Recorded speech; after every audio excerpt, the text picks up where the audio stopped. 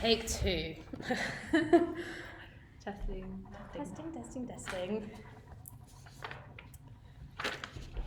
Right. Hello, Molly. Hello. Again. How are you? Good, thanks. Sorry, I'm trying to make sure that I'm not doing this when I roll back. Right, yeah. Okay. So, yeah, he's just like... Pretend that we didn't have that conversation. I've never met you before. I don't know. I don't know what's going to come out of your mouth. So, yeah. In a succinct way. Please tell me about yourself and, yeah, life story from... Quick life story. Brought up in Ireland. Primary school, Ireland. Out in the countryside. So It's coming off. Yeah, she's trying to chill out. I was very dyslexic. Went to British school for secondary, just because England was a bit further ahead, and then university in London, and my dad was working in London, so I sort of stayed. Yeah, London, because we used to kind of live between the two countries. I love it. You're like, yeah, I've heard this. Oh, so yeah, what was your relationship like with your dad when you were growing up? My dad was he was a tricky character. The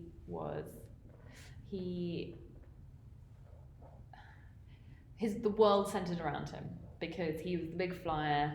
You know, we lived in a big house, we had a lot of land, we had 4 horses, 9 dogs, 2 cats, budgies, and it was he was the breadwinner and my mom was the housewife, but he kind of had this power about him. So whenever he only came home, because he worked in Japanese equity, that they don't really have that many good holidays. They basically have New Year's and one other day. So he'd only come home 2 times a year, if not 3. And if he did come home, he didn't really want to socialize with you. He just kind of wanted to get on with looking after the orchard or building a wall. So I would always try and milk my way in there, be like, I'll pick up rocks for you, because I wanted to be with him or hang out with this man who was the sort of center of our universe. But he didn't really, he was kind of, we'd have to clean the house before he came. Nothing could be touched, and then he'd come and he would walk around the house and not say a word. He would do his tour to make sure anything was broken, and then if we passed the test, he would sort of, be more hi. And then it was quite a strenuous week. Mum would be like, don't bug him for the first day, because he would sleep, and then he would kind of get into building or working, and then when he left, Mum would be really upset because she probably wouldn't see him for another couple of months. So it was a very weird upbringing. My normality, but I think many people would be a bit much. Yeah. I mean, when did your dad start becoming ill? So did this happen when he would come home from work or business trips? Did you kind of notice it then, or was it something?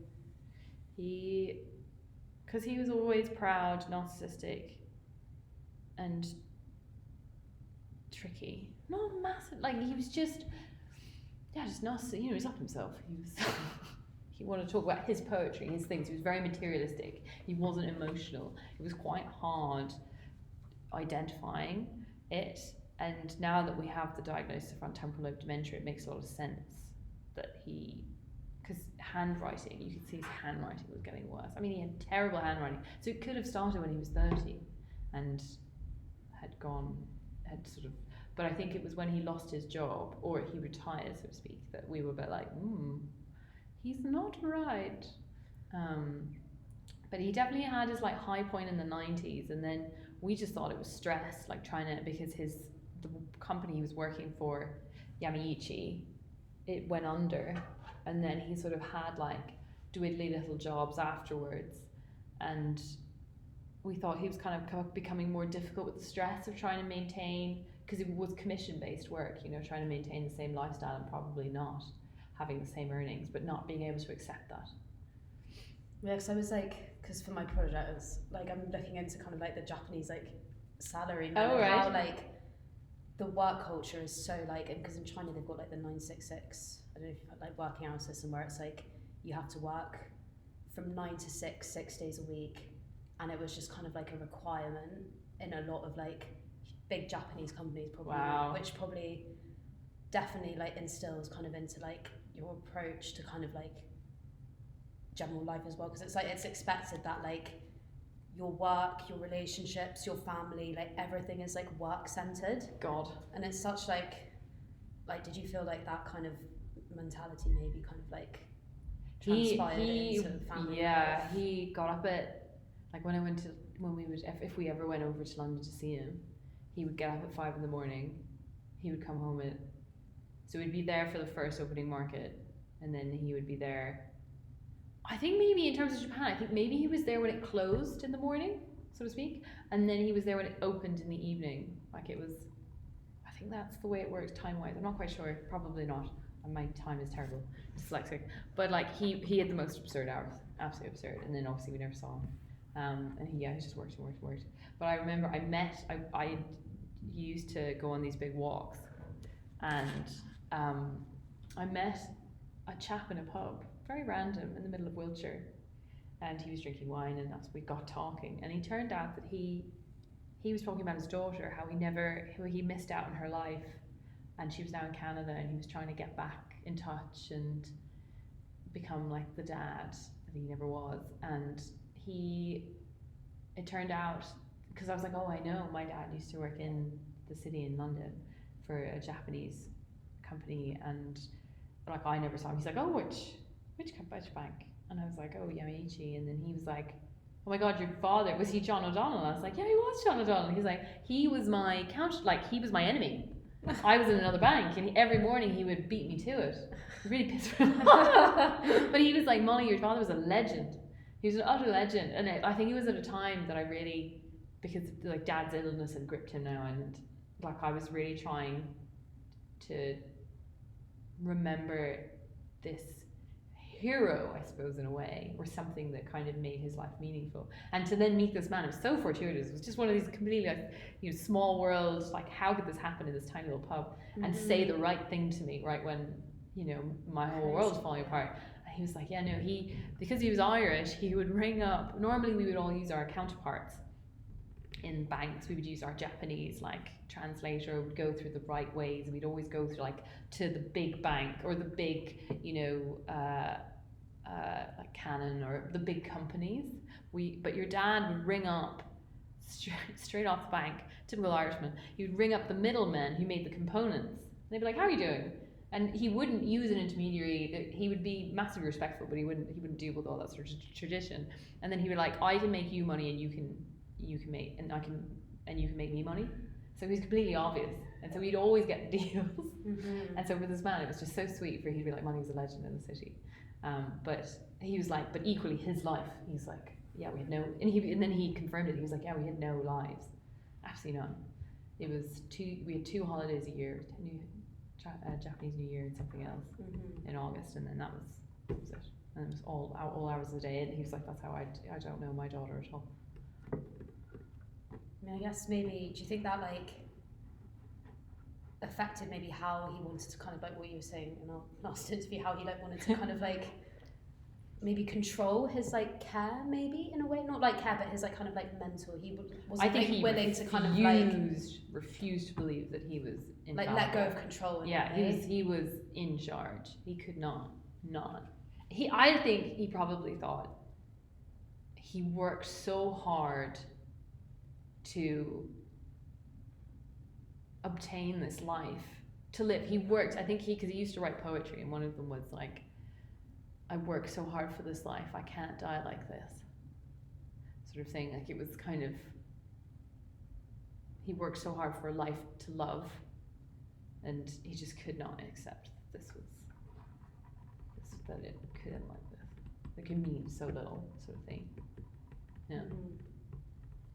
So when did you? Because so he's got front temporal lobe dementia. Yeah. And then there's the other one. There's lots of those: Lewy bodies, vascular, Alzheimer's, and then front temporal lobe. And so front temporal lobe just shows its symptoms, kind of like with the handwriting, like you were saying, and it can be seen. So front temporal lobe dementia. Most people think of dementia as a memory thing.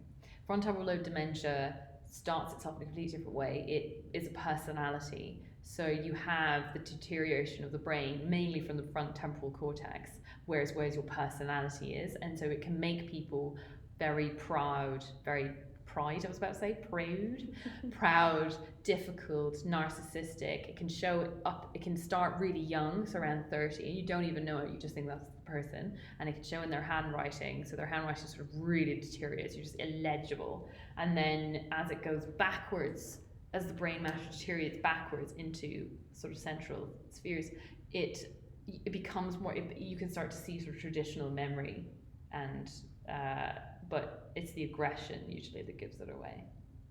But most people, it's really hard to diagnose because most people might just think that you're a really nasty piece of work, or just very difficult.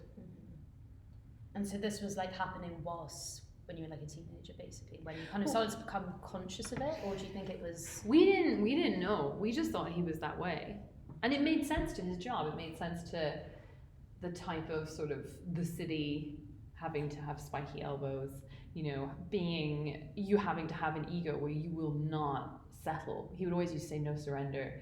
He would not, you know, if he lost a job after, you know, you have to just get back up there, and you know, that was the most important thing to him. And I think, you know, you had to have a survival. I mean, I don't know anyone now like him. It was just intense, like how he could not accept defeat, and he would just keep going no matter what. It was insane, absolutely insane. And so you got the diagnosis when did you receive it? So he lost his job, retired. He'd say lost his job, and his behaviours started to become odd. Like he would get up at the same time every morning, he would go down to the computer, he would just sit there. Like sometimes he would type stuff, he'd type his CV, maybe he'd send it out, but like, and then he would, like he didn't need to do that. I think he couldn't let go that and he'd just be in a really foul mood, and it was always really tense. I was in England at the time, so I didn't really see most of this, but Luke my little brother twisted his ankle, and Dad one stage pushed him over because he was in the way, just shoved him, and Luke fell over, and Mom was like, why have you done that? You know, like, how dare you? And so she was like, you're sleeping downstairs. And then he came up anyway in the evening and was like, no, and refused. And so she was like, no, and she was like, no, you're not, get down. And so he dragged her out of bed, broke her toe apparently, and tried to, like, I don't know what. She said she was beaten up. There's no injuries, but I think she was frightened, very frightened by the whole thing. But then my sister ran in, saw him like on top of her out of bed, you know, and so she got this little hand mirror and broke it over the back of his head, and all he could say was like, you've broken my mirror. Like, he was so like unattached to the emotional scene that had happened. He just could only feel for an inanimate object. And we were like, I'm so like that. And then my mom left and then put in an order for divorce, or it went to the courts. And then he eventually it took ages, got a temporary barring order against him, because in the Irish system, like, oh, you're sure he just didn't mean to, like, you know, like it wasn't a real thing, you know, it's about like, no, this was, you know, abuse. I think it's a bit far behind in maybe the British legal system. And then he kept breaking it, like he could not adhere to anything the judge said. He was going in and out of jail, but in jail they were like, you know, he's old, so they were like, we don't want him in jail, he's not a threat. But then when he'd leave, he'd go. And so Mom was terrified. And then eventually it got to the point where she rung, it was like a John Dyson John list. His divorce was going on forever. Like, he would go to the court case and be like, call the judge a monkey, and like say that never happened, that he didn't beat up Mom. And I think everyone just thought that he was a real shit. And then the police got called, where he came down the avenue again, and he put the policeman in a headlock because he wasn't allowed to go back in and get his jacket, because his brother at the time had Alzheimer's, so he was saying that he was visiting his brother. But anyway, he went straight to aggression, put the policeman in a headlock because he wasn't allowed to go get his jacket. Basically, he would not allow someone to tell him what to do, and then started punching him. And then he broke the policeman's finger. And this guy is like 70 at this point. Like, he's not young. And then he got properly arrested. And then the judge was like, all right, permanent barring order. We can see that maybe Roisin O'Donnell was truthful in saying that this man was scary and is an actual threat. And it's like, finally, thank you for listening. And then eventually he came back over to England, and I was very angry with him. I think we were all very angry with him for what he'd done. But him and I had, because I think, you know, I was always the closest to him, and I don't know, I had a soft spot, I suppose. I was just trying to figure out. I can't really remember the order of things at this point, but at one point or another, he did try and come into my room when I said that he shouldn't, and he like pushed the door in, and I flew against he's so fucking strong, flew against the wall, and then eventually like he grappled me onto the bed, and it wasn't like in a rapey way at all. It was more just like he wouldn't be told to like stay out of my room. He didn't like that, and I think then I ran away to his friend's house and I went to the police department and was like homeless for a day, and then my mom was like, go to the Kamiko Barbers, so I went and stayed there for a bit, and I think it was while that was happening and I saw him on the street afterwards. I remember thinking, like, he just doesn't look like, he was disheveled, he was so proud. I think that was the thing, he just didn't look like the type of man who had it together. And I stayed angry at him for a bit, but I went to visit, and I think it was when I saw all the bills and the bailiff letters, and then it was the mortgage, and I was like, Dad, why aren't you paying your mortgage? You will lose the flat. And he was like, I don't have a mortgage. And I was like, you bloody well do. He's like, no, I don't. And I think that's when he threw me against the table. But it was that moment that I was like, no, there's something definitely wrong. And that's when I told my family, and they were like, yeah, well. And so this was happening over a period of years or months? Months. Yeah, months on that one, I think. And this is all kind of like done, or you're trying to kind of like care for him and look after him and kind of figure out his behaviour, like in the context of like the home, so you hadn't really like. Oh, I was outside the system. He had no diagnosis. Yeah, he had diagnosis, no. He was not registered with the GP. We were just kind of in the process of like, I was anyways, like, is he this arrogant? Is he being this destructive deliberately, or is there something afoot?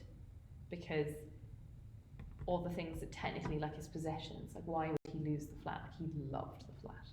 Mm-hmm. It made no sense, even for a man who would destroy things. It was like, this just doesn't, like, why would he let go of even this? Yeah. And then what did you do after that? Like, I actually remembered one of the incidents as well. I brought I think I would go down in temp. So this part of the time is like hazy, because I think I also went off. I think I had a boyfriend at the time, so I was mostly in Wiltshire. Or I don't know, like there was something. I think I ran away. I did run away from a bit. Like it was maybe it was a year. That I was angry with him. So maybe it was like from 2012 onwards. So like maybe a good 4 years of just maybe leaving him on his own, and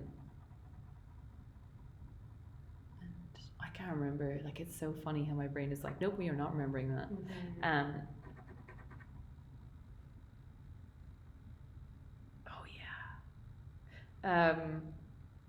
But I would visit him, and at one point I brought down my dog because I thought, oh, he's lonely, you know, maybe this will cheer him up. And I came, and this was an older dog. So at this point you had moved out the house, and your brother, your sister and your mum were still living with him? No. So they were all in Ireland. Yeah. He has his flat in London. Yeah. I was in the flat in London before, so I was renting it out with my friend Nina from school. So I think I was in my last year at uni. I think I graduated. I don't know. It's so like mixed up, but he came back. We had a kerfuffle, and I think it was also on top of like he hadn't changed the council tax back to him, and that's when I got summoned to court. And I was just like, it was just all of these emotional like, and he was like, I'm not going to tell them that I didn't. You're not. Like he left the debt in my name, and I was like, Dad's not my debt. Like, and I was just it was.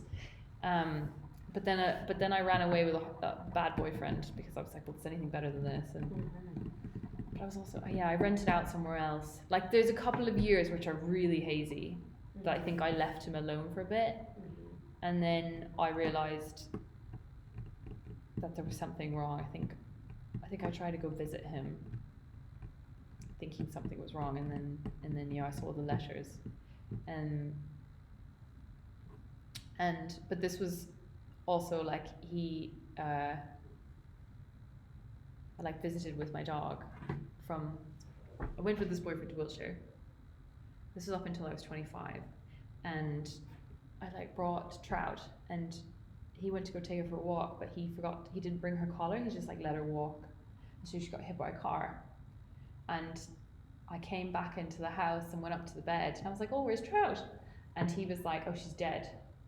And I was like, I'm sorry, what? And he was like, no, she's in a bin bag downstairs in the hallway. And I was like, what? And so I ran down the hallway, and there was a bin bag, and inside was her, luckily not smashed up body. And I ran back upstairs with her, and I was like, what have you done? And he was like, nothing. And he was so unemotional. And I was obviously a broken human being at that moment, because that was the best thing in my life, that dog. And I didn't know what to do, so I put her in the freezer and was screaming at him, being like, how could you do this? Like, what the hell? Like, what's wrong with you? And he was so angry that I was angry at him that I went down to the bathroom, I think, to compose myself, and I went back up, and he'd taken her out of the freezer and just left her in my bedroom on the floor, like I was like, what the fuck are you doing? And he kept doing that because he wanted attention. And I think like this was before he was diagnosed, and I just was thinking like, he's just so fucked up, like I didn't know what to do.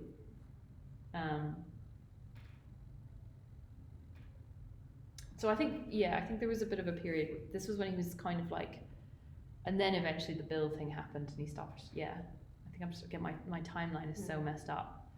But eventually, yes, and I tricked him to go to a GP. Was it like at that moment your dog died, you went to him? Was it a different incident where you had to trick him to go to the GP?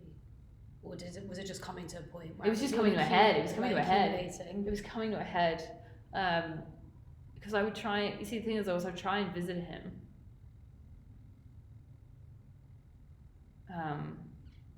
And also I was temping in London, so I'd sort of pop in, because I had somewhere to stay.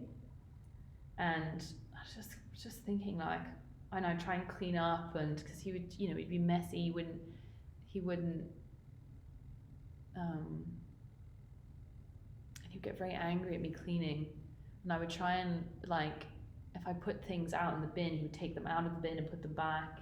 He wanted to keep everything, but this was the point where he wouldn't ask for any, like he wouldn't go to a GP, so it was, and then eventually, and then it was trying to sort out the bills, trying to sort out the mortgage, but he would not go to GP. So I think it was just, being told down the phone that he was, we're getting bailiffs, we're getting this, we're getting that, we're going to take the home away from him, we're going to get foreclosure.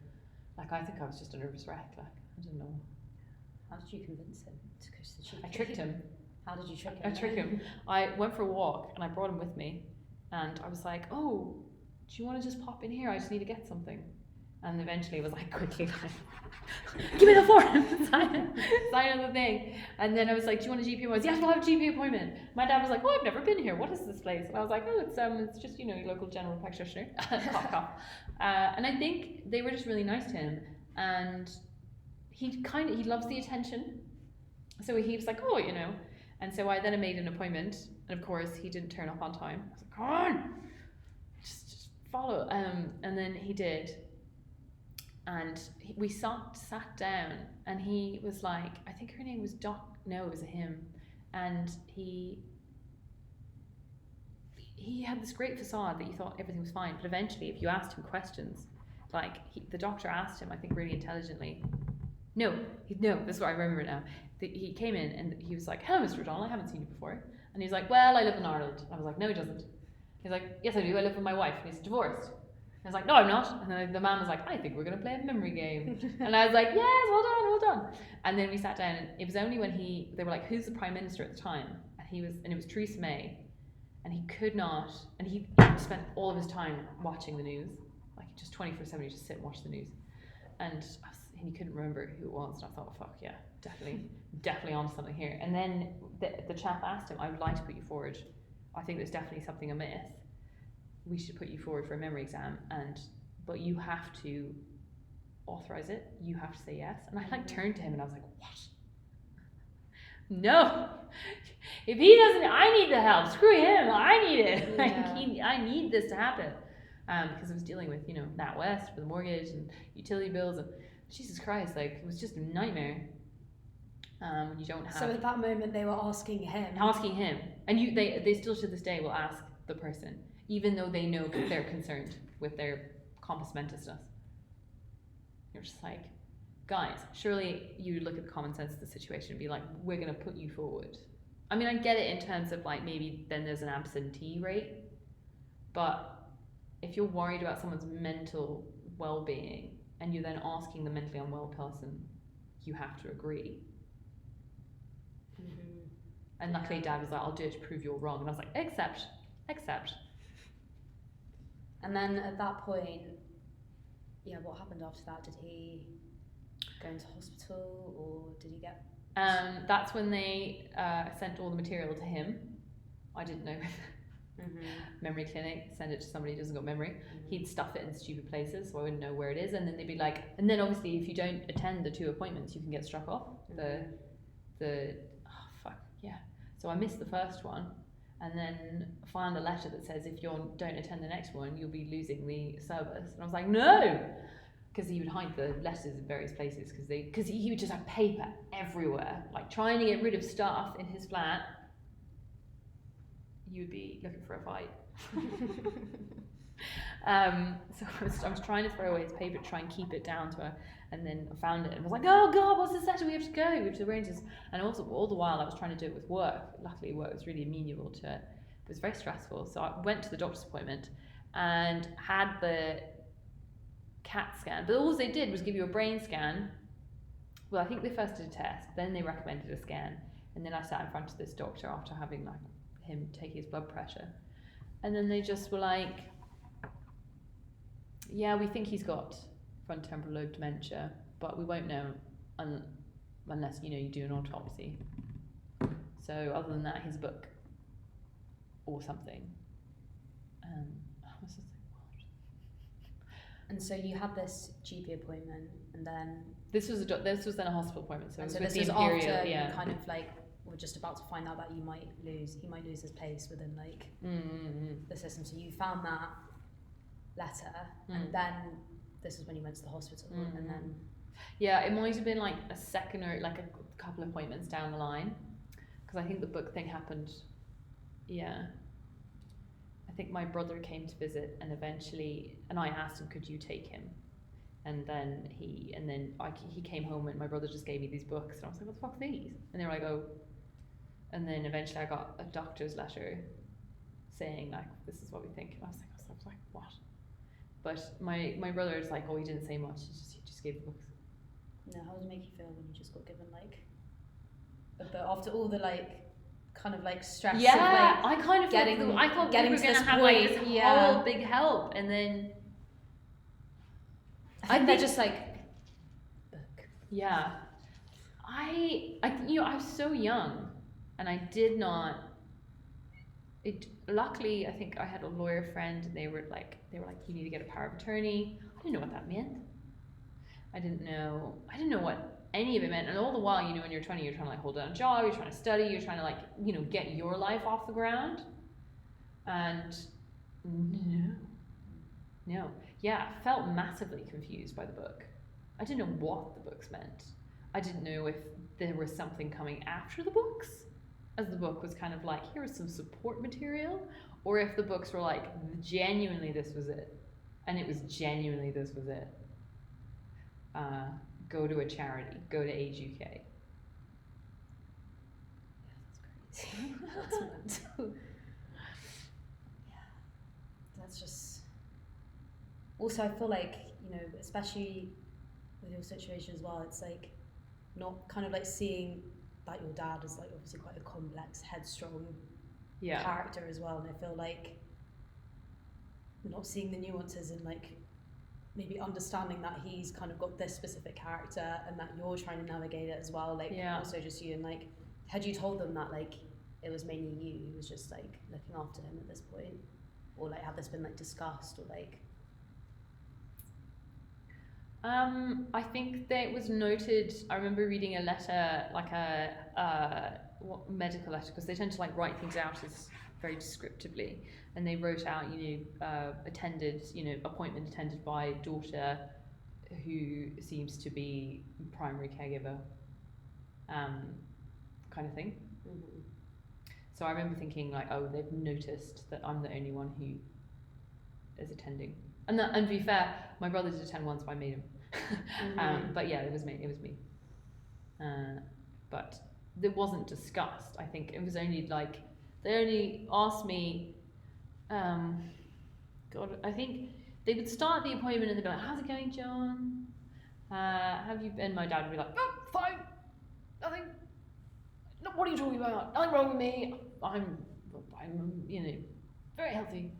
And then they would ask him to leave, and then they would talk to me, and they would say like, how's it going? And then I would kind of like describe everything, and then they'd be like, yeah, just look after yourself. Mm-hmm. And that would be kind of, that'd be it. Or I'd discuss the news, like, oh, saying the hallucination, like, oh, you'd be running to the intercom in the middle of the night, be like, hello, or he was sundowning, like he wouldn't go to sleep in the evening, and they would just sort of listen, and they'd be like, okay, yeah, and they'd write it down, they'd be like, all right, so look after yourself, and that would just be it. And you'd be like, but you would also describe the incidences where you would be thrown against tables or punched or whatever, and they just same advice really. I suppose we all understood. I think there was just that common understanding that there was nothing we could do, and I think because I was so young, I didn't really know that was sort of like an unacceptable answer. And was there like a point where you were kind of like, you kind of felt a shift where you were like, it's me who's going to have to look after him now? Or did you kind of... I was in complete denial. I think I was fighting one just waiting for the next fire. I didn't think I had... I think my only way of strategizing how I was going to deal with this was just to deal with it one step at a time. I did not have a long-term plan. I don't know what we were going to do when it came to like how we were going to get him care, because he was aggressive. I didn't know how anybody was going to want to look after him, how he was going to accept anybody. Like, I think the only thing I tried to future-proof was like, all right, let's do the power of attorneys. And so I got them all set up, and he signed it, and it was second signed by a lawyer and barrister and then friend, and then was sent around all my siblings, and they all signed it. Was sent to Ireland, here, there, and everywhere. And I paid the money. My mum did actually, and then they did the phone call out of the blue, and he was like, "I don't want my liberty taken away from me," and the whole thing was cancelled just like that. And it was like, but why after the money was taken? It was just, I think that was my way of thinking I could try and future. But I think when that failed, I realised that anything you can do with somebody who's got this type of or these kind of, you can't anticipate what they're going to do next. You think you got it, and you have not got it. Like the door and the gas leak, like the gas leak happening, the fireman breaking down the door, me replacing the door, thinking that was the worst thing that could possibly happen, and he lived, and we all thought he was dead at the house, but no, he was in France. But then him not recognising the door, I hadn't even thought about that as a thing, and him locking himself in, taking a sledgehammer to it, and then locking himself out of the house, and I'd be driving up and down from Winchester to let him in, let him out, let him in, let him out. Obviously I couldn't get the old door back. So I had to just like put huge signs on the door being like, this is your door. Yeah. You have this keys, or like, yeah. Given all the keys to every single neighbour I could possibly think of. Yeah, there was just, you could try and anticipate, but there was no way. There was always some curveball. And then was it at that point, because you mentioned that he was sectioned as well, like when did that happen? The section happened, it was in August 2021. I went to visit and he was really unwell. I called 111. 111 didn't give me a call back for fucking ages, and excuse my language, and then they said there's nothing we can do, he refuses treatment, he refuses to talk to us. Once again I was like, just he's unwell, trust me, like somebody please just attend, like do I need ambulance, do I not need ambulance? So I rung the GP and I was like, I know you don't do home visits, but for the love of God, please can you go see my dad, please. Because I was flying out to my brother's wedding and I didn't know what to do, because it was the morning of the flight and I saw him and I was like, and they were like fine, and so I thought, all right, it's good, they'll go see him. And so I flew over, and there was only like 4 days later, on the Wednesday, they rang up and they were like, oh, we've just picked this up now, we're going to send someone over right now. And I was like, oh my God, I wouldn't have flown over if I was so cross. And then they rang me back and they said, yes, we called an ambulance. And I was like, oh my God, he's dead. And then eventually they rang me and I can hear him in the background going, I'm not going to hospital. And I was like, oh, he's very much alive. He's very much alive. And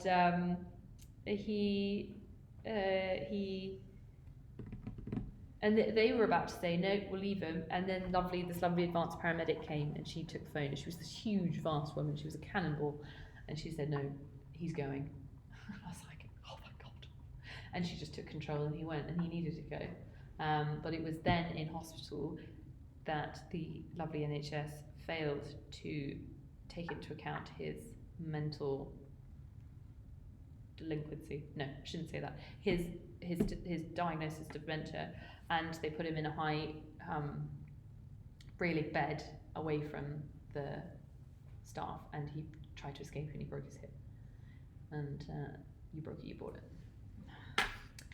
So and then when he was in healing from that hip replacement, he beat up a patient, and then he got sectioned because he thought it was his room. He went wandering, he went into a room, he assumed it was his room, and then he decided to fight the patient whose room it actually was.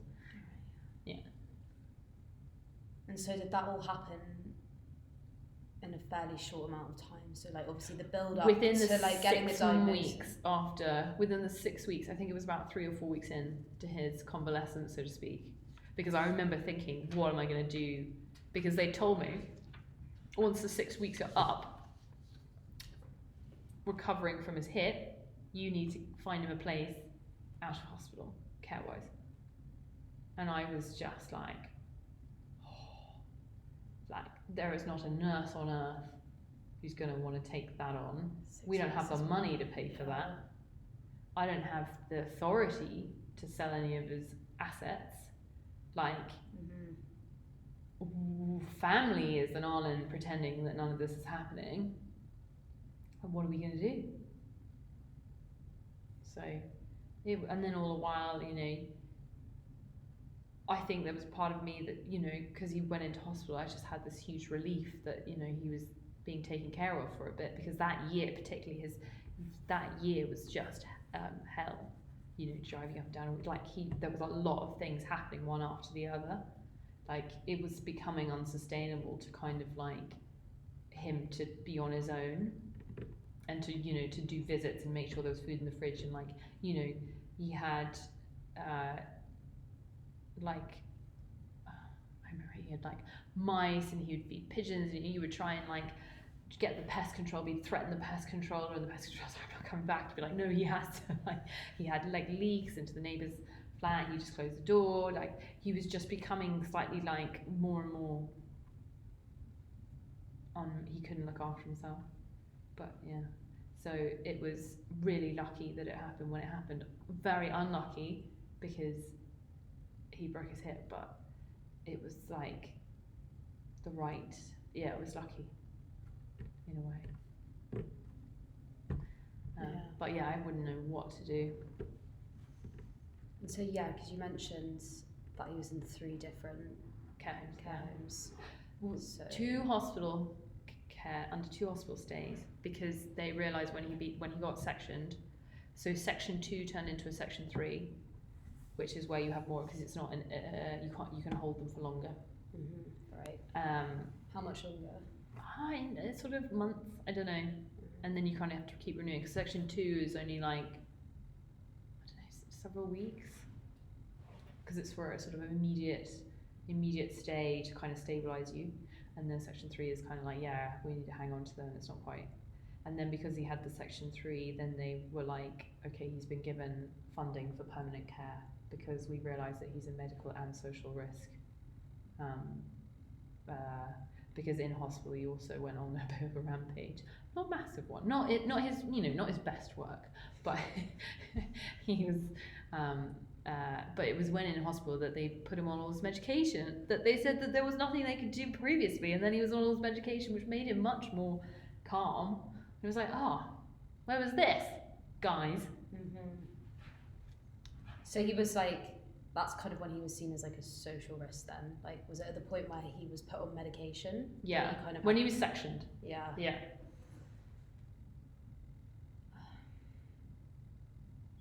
So he was at the Tooting one first. Yeah. And from what we spoke about before. And then he was out of the jurisdiction, like he was out of Royal Borough Kensington, and you have to go into where you're based, you have to go into your borough. So eventually he was moved from Tooting to the Laverick Grove one, where your grandma was. And then finally, after a year when he was stabilised, it took them a long time to find him a care home, because even though they'd stabilised him, not a lot of care homes have the staff to deal with potentially violent patients, even if you are now better because of medication, because that mark is on your record. Care homes are at liberty to say, we can't deal with that. So it took a long time. Arguably though, I didn't mind that, because hospitals have far better care than care homes in terms of their geriatric wards, because their geriatric wards are basically like care homes, except they have much more, like, they're just more caring. You know, care homes are sort of places, you know, you're on your way out kind of thing, and you're just sort of left to chill in your room, whereas I think hospitals are a lot more active in, Interesting. Yeah, Tooting one, the architecture of Tooting one was nicer. It must have been greener. It must have been frustrating, like, also being moved from, like, moving in from different care homes as well. Like, did you find that process quite, like, he wasn't just in one place? Well, they didn't tell me he was going anywhere until they rung me when they were moving him. Be like, oh, we're taking him to Laverick Grove. I'm like, why? And they wouldn't give you, like, any... No, I had no idea. I had absolutely no idea. I was going to go down and visit him. And then they rung me to be like, oh no, we're moving him today, right now.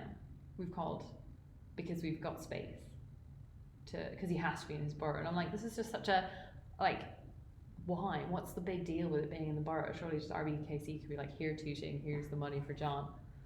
Fine, if that's a bit of a thing. Yeah. Do you think it's a situation where, like, they would have told your dad that he was moving, and then maybe that information wasn't passed on to you because he technically, like, still had control over his rights, or was that just like... No, I think it's one of those typical lost in bureaucracy kind of things. I think they have so much red tape and they have to deal with so many things, they kind of forget, like, that's kind of a big deal to the family. I don't know, I think they're caring, their primary care is the person. And I think when it becomes these complex sort of elderly issues where it really a lot more stakeholders are involved, then it just kind of forgets that they also have to involve those stakeholders, I think a lot of the times, if you've broken your leg, you're moving, we're just telling that person. I don't know, maybe that in my head that makes more sense. And then when they're elderly, it's like, oh, we forget that we got to tell their daughter or we got to tell their son. I don't know. I have no idea. It seems so systematic. They're just like, look, it just right now this box isn't being ticked. We got to tick it. We have to tick it. It's happening now. Is that one thing you found frustrating in the process? Like, what was the most frustrating thing you'd say? Was it dealing with the management side of care homes, or managing your dad within sort of the care homes, or in honest to God truth, him being in care as a caregiver was such a huge relief that there was no frustration.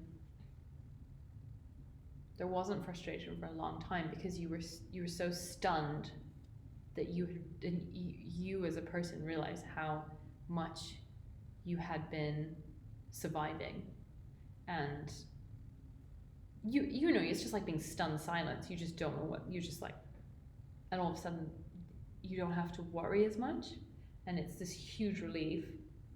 And so in a way you think, oh my god, there could be so many annoying things, but it was just a blessing, really. Obviously when you look at it, you think to yourself, like the care home, I think the one thing that does it was the amount of sleepy medication you put him on, because as I said, there's so many hard surfaces, it's not a place you want to fall. But if you give somebody who is at liberty to do their own thing, and very much of that mindset that they'll do what they want, but they don't recognize that they have a broken hip because they've got sensory or mental discapacity, whatever, and then they go walking and then they fall because they're sleepy, and then they hit all these hard surfaces. It's not very nice because you've got handrails, you've got no carpeted floors because of people wetting themselves and stuff. So did you find it, easier to deal with your dad when he was kind of put in a care home, because there was more of a sense of relief in a way? How did your feelings change towards him? My feelings turned to guilt, I think, because I really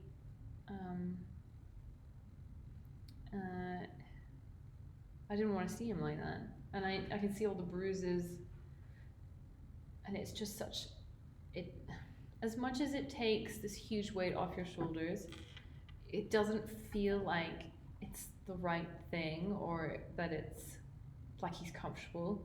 I remember him when he fell once in front of me, and I tried, when you have that superpower to lift somebody back up, lift a car off a person who's been run over.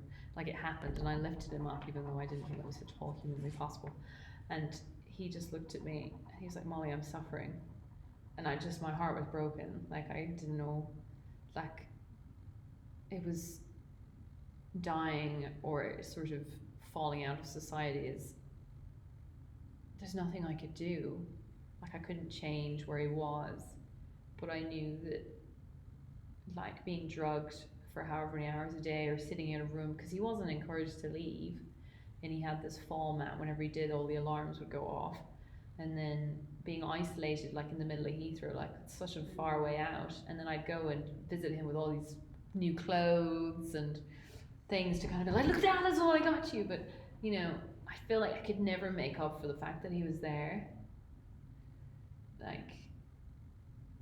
and this can't possibly be his demise, this big hero. I don't know, it was such all of this work to kind of keep his life going. I don't know, it was just so it's just so empty, really. I don't know. It was like a big black hole of emotion. Yeah. And you'd be like, oh, you try and wheel him out, you'd be like, oh, let's go see if there's anything on TV, but all the while your heart was broken.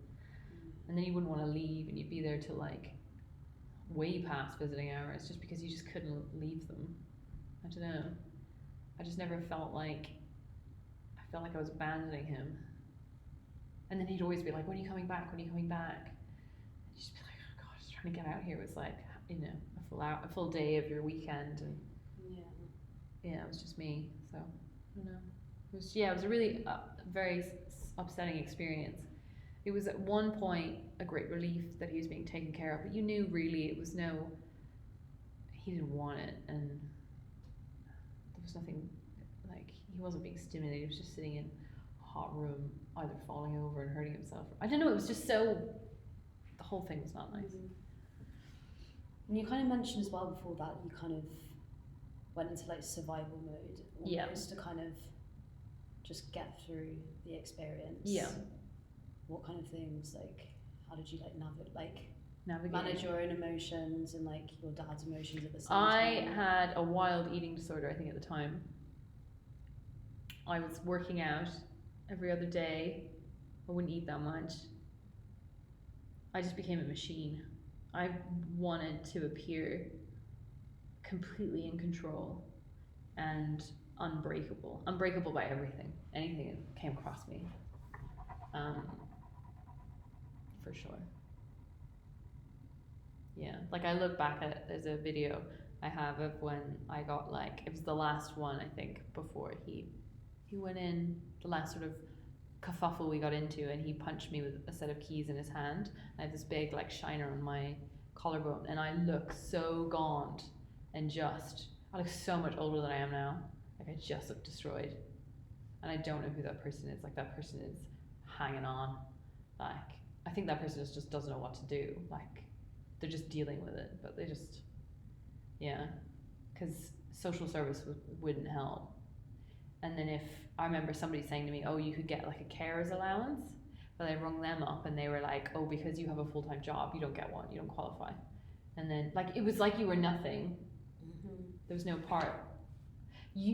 Dad's disorder and my experience of it didn't fall into any category. There was nothing that anyone could really do. We just had to roll with the punches, whatever they were.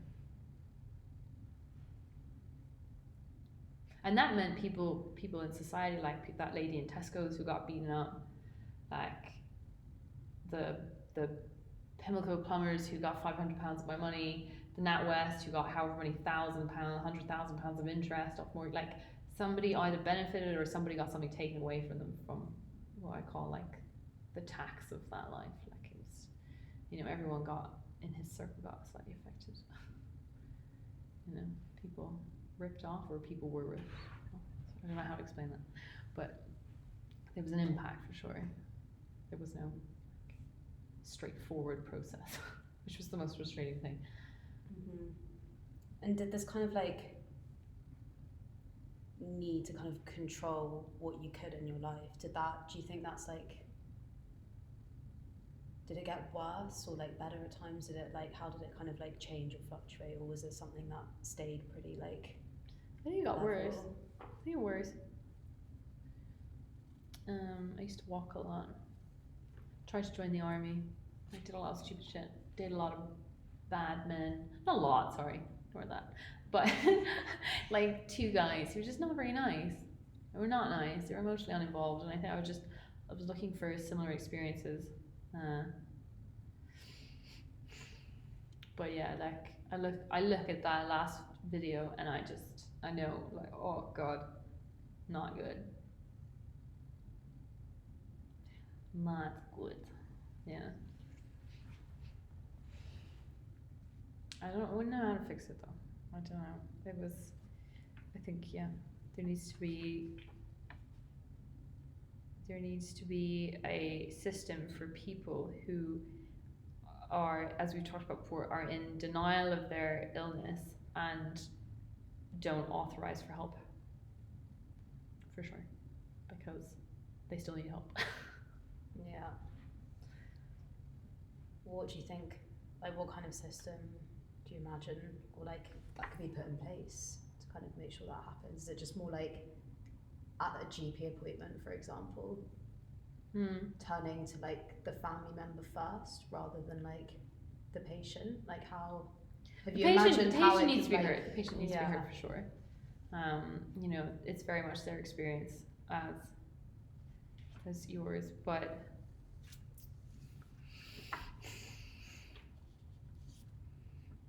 I think home visits are the best, or you know, I don't know if GPs just don't do it anymore. You know, someone to come and meet you firsthand, experience it, meet that person, meet you. You know, like what social workers do. But then the problem is that dad would rip into them, and they should have seen through it because they knew on paper what I had told them. Obviously, they were coming to see for their own, but they were too easy to just accept, either to be insulted or to accept his reality, which is like, I'm fine. It's like, I'm telling you he's not fine. I'm telling you that he's saying he's married and he lives in Ireland, and I'm telling you those things aren't real. And for some reason, you're just doing it like, oh, I can't really be asked right now. Or like, I'm choosing to be insulted. I'm like, I'm guessing what he's saying to you is insulting. It means that he's saying he can't understand you and is trying to be racist, but like, see through it. So you kind of felt that lack of like care and support from the there was very, from the very beginning, basically. No care support. No care support.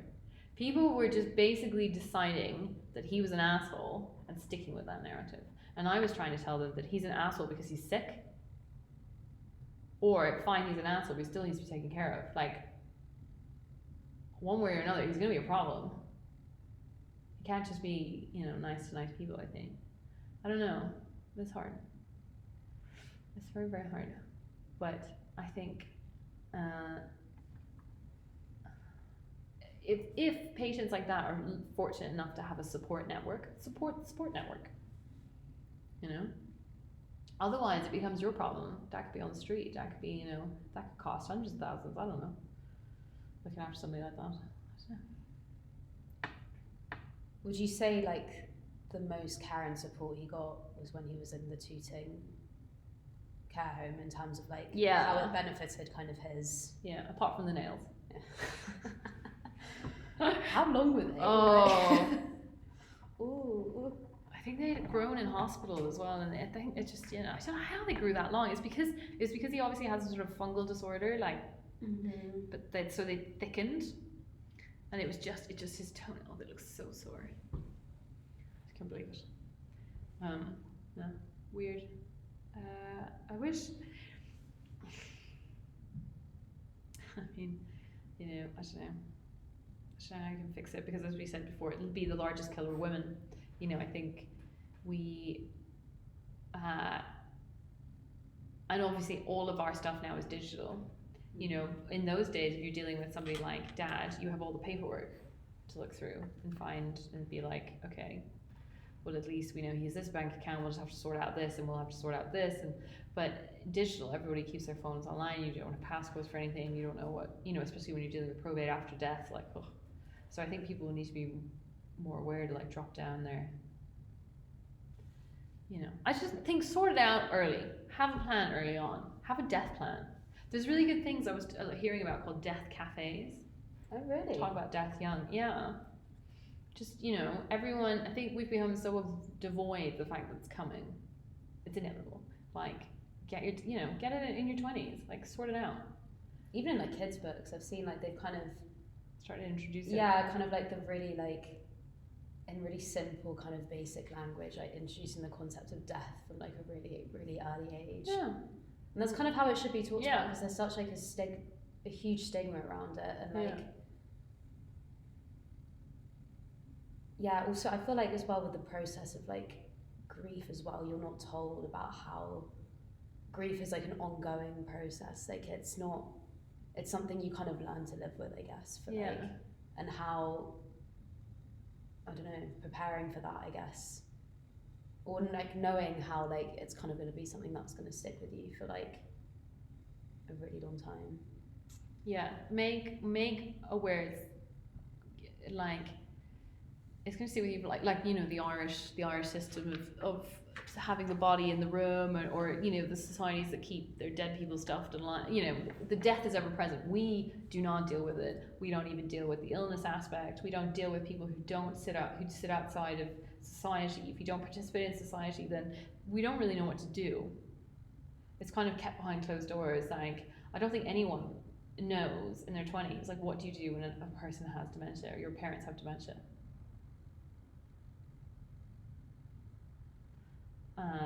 Because no. I guess it's seen as something that like you'll experience when you're maybe older as well. But I think you're also told to like experience it, like that your wife will also notice. But a lot of the times, like with these type of illnesses, you will start participating in the lie, and you'll start saying, oh, they're just getting old. You'll ignore all of the symptoms. You'll start being like, oh, they can't tie their tie, I'll tie it for you. You will just, because you can't deal with it, rather than being like, we need to have these discussions now. We need to have like this little crib sheet of these are all the illnesses, this is what to look out for. You know, I didn't even know frontal lobe dementia was a thing. Yeah, I hadn't heard of it until you told me about it. No, but it's so impactful. It's not like a memory thing. It's dangerous.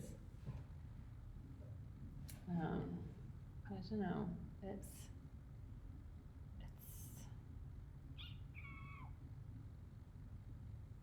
I don't know, maybe if death, because everybody in society experiences it. Maybe if we talked about it more, like how did that person die, or how did you feel about it, like maybe we would all be more educated on like, oh, this can happen. What did that person do? Okay, I learned from that. That's a good trick. Maybe what's what these death cafes are about, just like talking about it and learning from lived experiences. But because I think if I had someone else who had it, or I don't know, or at least a doctor who at least sat down and be like, this is what to expect. You need to come together on this, or you know, I felt very like lost at sea with what was happening. And obviously no one's going to really tell you what it's like because it's the worst subject matter.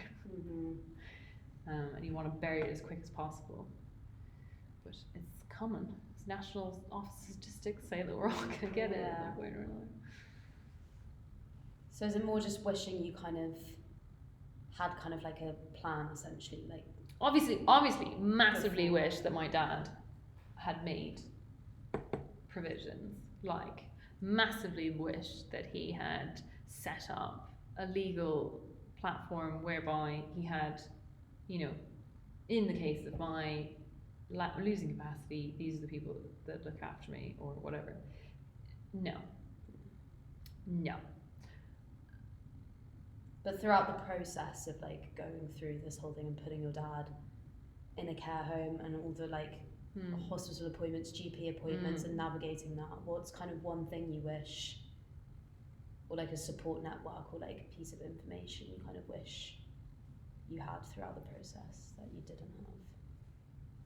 Maybe not piece of information, like I think understanding. I think because I was so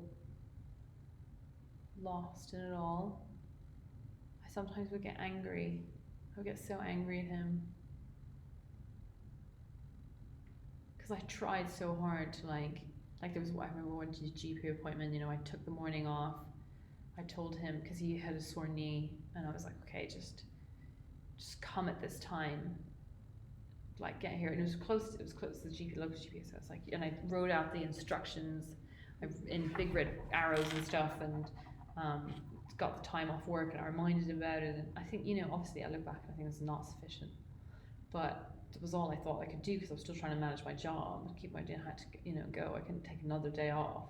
I could take the morning off, but I couldn't, you know, I took the afternoon off, but because, you know, normally in the morning he'd be asleep because he would sun down, so I couldn't take the morning off, which would be when I'd be there to like take him.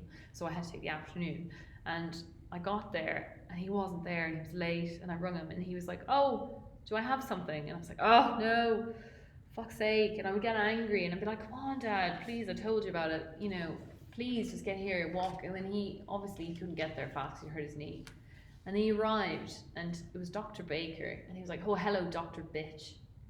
And I was like, oh fuck's sake, like, could be nice, because this woman would be quite reactive to, well actually I think she understood. And then she was like, well, Mr. O'Donnell, I hear you're here about your knee. And then he just went, oh, it's fine, there's nothing wrong with it. And I just looked at him and I was like, please don't do this to me. I'm just taking this whole day off.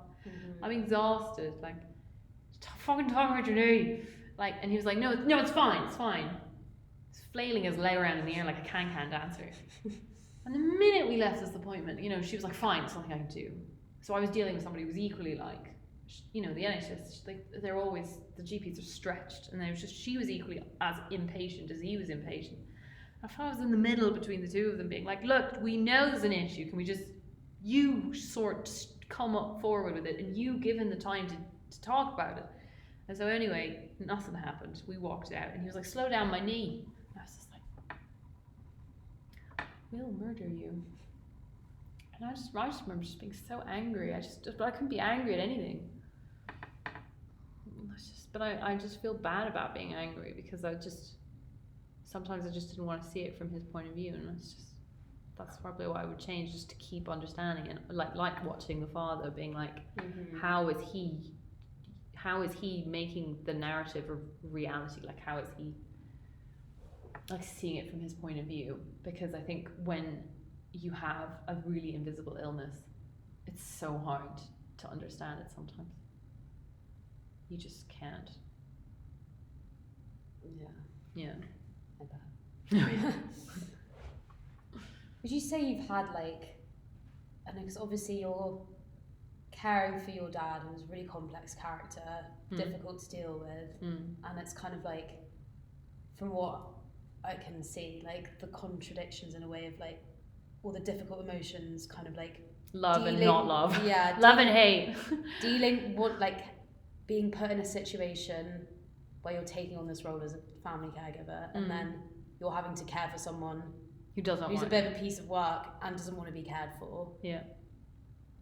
Was there like, I don't know, looking back, is there like any like feelings that like came up that kind of like surprised you, like between the like differences between like, I don't know, like, I think the feelings that surprised me was like he would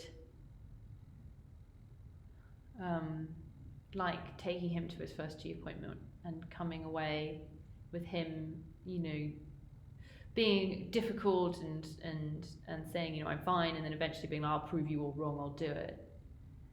And he came out of there and he just looked at me and he said, thank you. And I was just like taken back by it, because I was like, does he understand? Does he actually understand that he's also worried about what's happening? And he would do that sometimes. He would turn around and say, thank you. Even after he'd given me such a hard time about something. Like he did understand it, as much as he wanted to put his stamp on,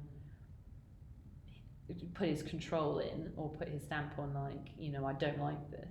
He would. And I think those moments were, you know, there was huge feelings that I didn't anticipate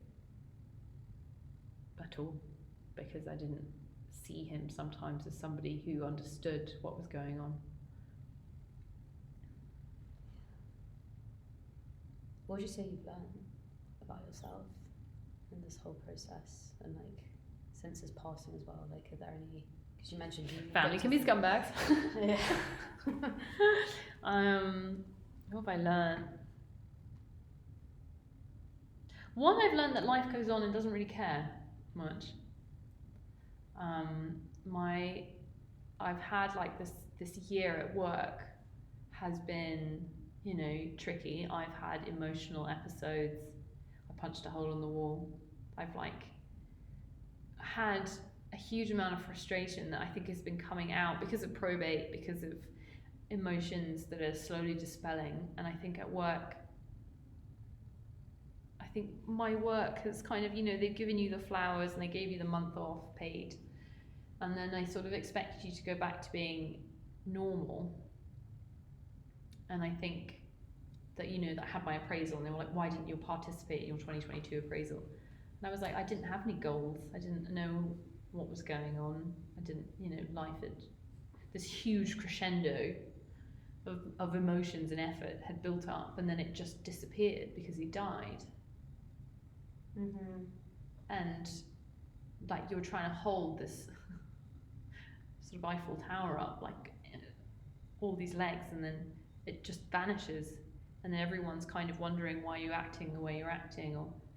And I think like that, I wish work would be a little bit more like, okay, you know, this year is going to be hard. You know, you are be your best self. Like you are managing very well, rather than taking me into an appraisal. I had my 2023 appraisal and it was all about behaviour. My work was good, but sometimes whenever I was frustrated,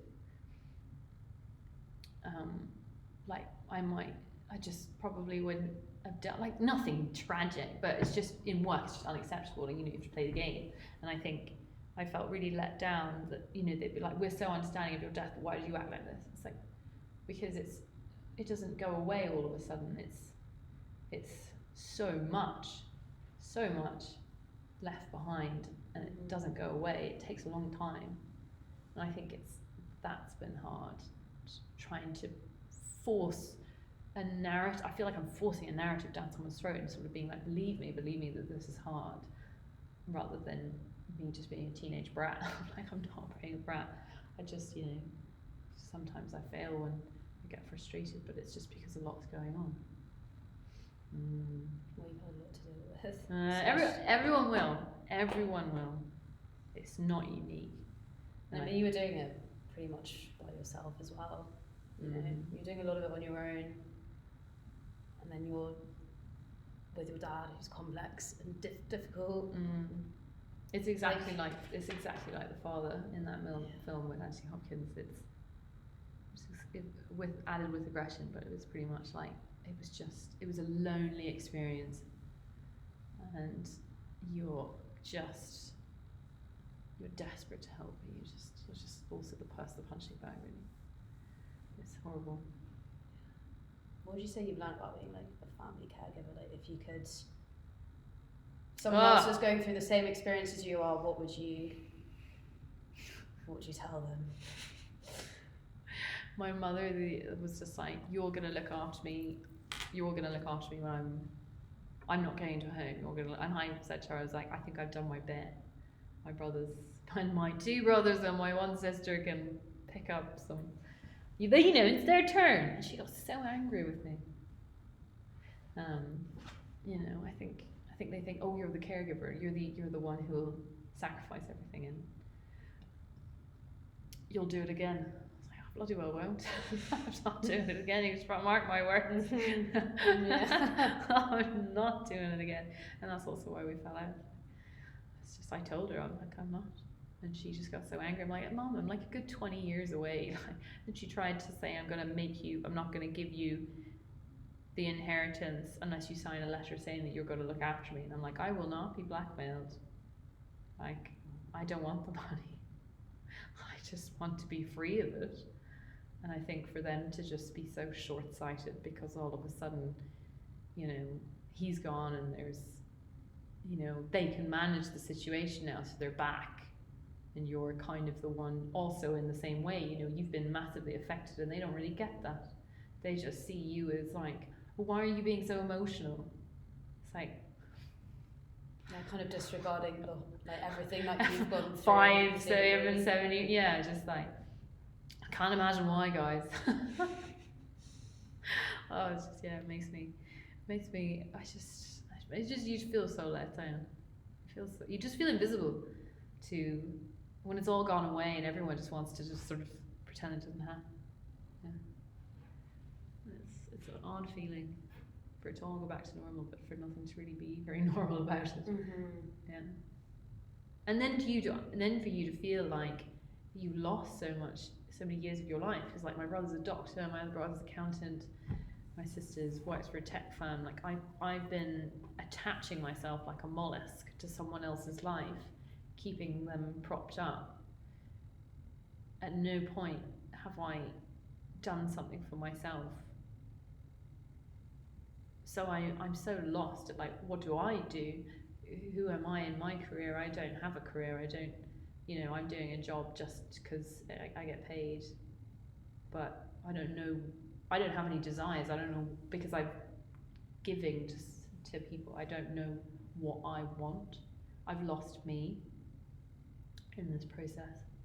And now I'm like, Ben's luckily got like a family friend who's like a career counsellor, but it's like going through this whole process of trying to like, so you do lose yourself, for sure, especially if you're young. But then it's like, how do you not lose yourself when you don't have a support network who can like help alleviate some of that stress, and then you're also giving all of yourself to someone else to look after them. So it's like, but I think you'll find like naturally caregiving happens this way, like usually it's the person who's closest, like geographically, and then luckily someone else might be the one who does the finances, or you know, it might happen that there's one person who does the care and there's one person who does the finances, or will do like, I don't know, like, because I try and talk to like lots of people about it, and usually that's kind of the way, but there's normally one person who's on hand. And I read an article the other day in the Telegraph about somebody who was, their mum needed care and the brother lived with the mum but doesn't pay rent, and she was angry that they had to pay equal amounts of care, and they were like, well, can't you see that he's providing, like, I don't know, it's so tricky, like, because I can see it like he's providing, he may be living with her, but you know, maybe it's not an entirely enjoyable experience, you know, and yet she's annoyed because she has a life and more dependence because she has children, because she's been allowed to go get life, and maybe he didn't want one, but it's such a it's so complex. It's just, yeah, you look at all of them. Family dynamics. Family dynamics. Yeah. If you could, like, I don't know, imagine a type of system in an ideal world. Okay. In an ideal world. In an ideal world. A type of system for people who don't have family to support them going through this process. Let's say it's just you, as you had to go through. Okay. What kind of like help, I guess? Wait, so no family, just one caregiver? So that, yeah, just one caregiver, kind of right. like what you had to go through because you were doing a lot of it yourself. Yes. Like, what system in place do you think with best? Okay, it's tricky. It's so, maybe systems a bit like, it's complex because it's ripe for abuse. Because if I say, like, with every so we're assuming that there's only one caregiver and there's one person in that other person's life, that when that person gets a diagnosis, my ideal system was that then their caregiver is given powers of attorney, at least to sort their life out. But the problem is that's a massively trusting system and it's ripe for abuse. Like, maybe that caregiver doesn't have the best intentions. And also, I think the thing that people also misunderstand being a caregiver, because of the stress as well, like, you try and alleviate stress, like maybe spending like stupid, not even stupid money, but maybe, you know, you're like, you try and go out to dinner and you buy yourself something, like you end up like spending money on stupid shit, trying to like get a dopamine to sit because you're so miserable. I think people forget that. Sorry, sidetrack. I don't know. It's so hard because it's ripe for abuse. I think the system we have at the moment is the system it is in order to avoid abuse. But the problem is it really hinders a support network. Because I would say with every diagnosis of dementia, there should be a serious sit down. I guess I've always spoke about with like cancer before, how it's kind of like you get that and a big sit down before you already walk through it with a doctor. Yeah. And the whole family, like, you often get loads of family members who are also present as well. Like, I mean, that's dependent on your situation. I think for complex cases, kind of like a Macmillan nurse, it'd be nice if you had somebody who would come and see you, who would have the experience of all 4 types of dementia, who would come down and meet your dad or meet your mom or whatever, you know, meet you in your house where they live, because they would get a good idea of like, oh, there's a lot of stairs, this isn't gonna last long, or, you know, we're dealing with you know, maybe a lot of furniture, tripping hazards, I don't know, like, you know, red's the last color to go, like, you know, so people, like, there's a story I read about a man who would like urinate in a corner until they were like, oh, let's put a red Lucid on and he'll remember it more, because red's the last color recognition wise to go in your brain. And then he went back to being, instead of going into care, he was allowed to stay home. because he could look after himself a bit better. But I think seeing where they live and kind of getting a sense of like, this is gonna last like this for this long, and then maybe it's, but then advise you like, these are the legal things you can do.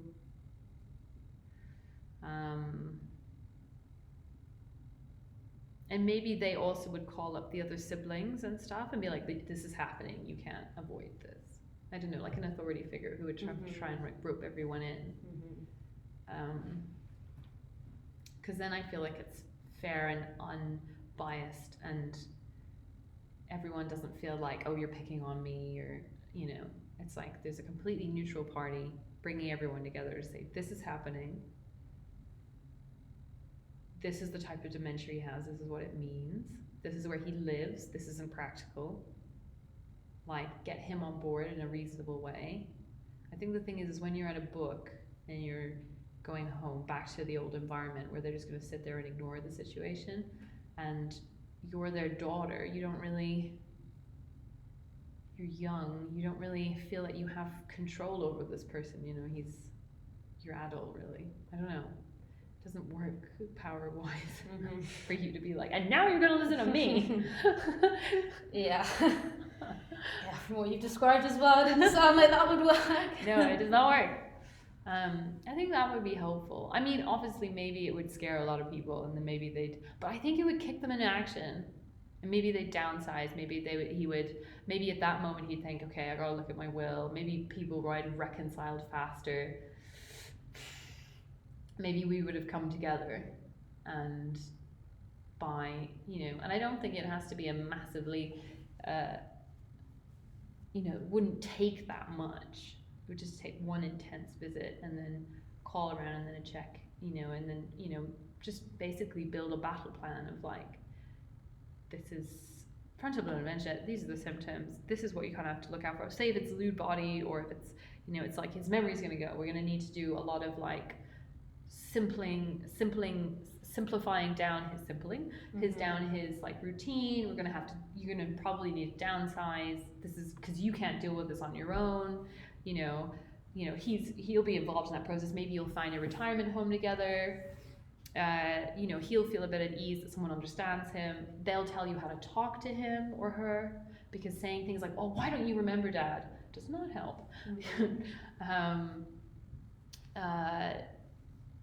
And that because they're different types, and then you feel like, okay, you're prepared and you're in it together, and maybe they would be like, explain to him that get the legal power, and maybe they would have signed it off because they will have met the people and been like, no, okay, we see how you live, we've met you before because you were in the appointment with the GP or whatever, and they'd be like, we can vouch that this is okay, like even just medically, maybe well, financially would be ideal, but or to say a way around the system.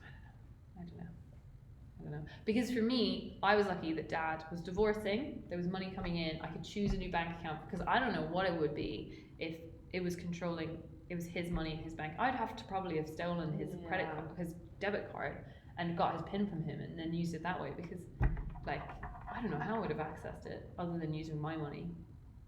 Yeah.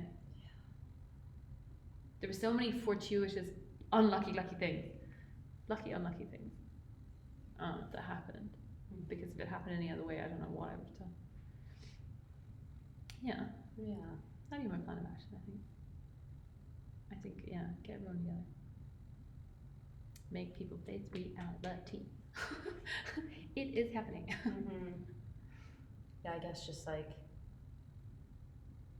do you think there's a lot of like beating around the bush with it, maybe? Tons. It's money. They don't want to deal with it. I don't think family want to deal with it because they always think it's money. Like they're like, oh no. Yeah. Yeah, and it's just because the care system in our country, it's like it's just crazy how money just plays such a big factor in like, in all of it. Like, will just determine like what care home you get, like the level and the quality of care you'll get from like different nurses, and like also the information you get, also like the level of like, I don't know, like care you'll get from like practitioners and doctors as well. Like if they're paid more, there's like so many other like I'm definitely like Son of the old opinion in we're a society, we should all get involved in looking after, like we respect our elders, we look after, and then expect, you know, our children to look after, you know, you are not a singular entity, and you don't sort of you know, you should be supported. Your family is there to like come together and look after you. I don't think we should just leave our elderly to be like, oh, you can pay for a care home, just go into it. Like, you know, you've worked all your life, you've managed to get money, just go do that. You know, I think I have like a strong sense of duty, and I, you know, pull yourself to and look after your elders, and I think that's a good thing. And that care homes are definitely there for like when it is unmanageable, but there should definitely be a care system where you're not afraid of like being beaten up, or that you're not afraid of like, do I have to put a security camera in? Like when I got my dad an iPad to like, so he could connect with John, Meg and Luke, because obviously they're away, and I was like, oh, this means that he can ring you and feel more in touch, he can see you, that it's not going to be stolen. They're like, oh, if it gets stolen, we'll probably like keep it out of his room. And I was like, oh, that's not good, because then what if he wants to call them? And they're like, oh, we'll just have to tell us the password. I'm like, well, what if you steal it? You know, it was just so like, oh, this is a bit clunky, and yet isolating people is the one thing you want to prevent. And also iPads, by the way, are not friendly for the elderly. Trying to tell them if you flick left and flick right, it's not good. Like, let's sort of introduce a whole new like technological concept now. I went to like Peter Jones and I was like, I need an iPad or something video for elderly. Like, what have you got? And they were like, iPad's probably the best. And so we walked, and I thought, all right, good. And the minute I started showing him, like, okay, we got to drag this down, but your passcode, you got to remember your passcode, and then, or if you use your face, I was like, this is not gonna fucking work. This is the dumbest thing I've ever done in my life. Why the hell did I buy this thing? There's nothing else though, other than the Google one, and that's equally as chunky. It needs to be a very simple interface. Big letters, just basically on the front. Like a drawing pad. Call John, face Megan, or face Luke. Just tick. Yeah. We know there's like kids boards where you just like write on the whiteboards. Oh yeah, There's, just like show you up. Yeah. Call John, and then it just, you know. Yeah. Or just faces. Yeah. Might have to end this here. Oh yeah. Yeah. But thank you so much for doing this again as well. That's Thank okay. you. Appreciate it. It's okay. Thank you for sharing your experience. That's fine. Anytime. I'm sorry if it was the timeline was a little bit ruffled. It's really funny how much I'm like. Don't be sorry. Don't be sorry. Honestly. Right.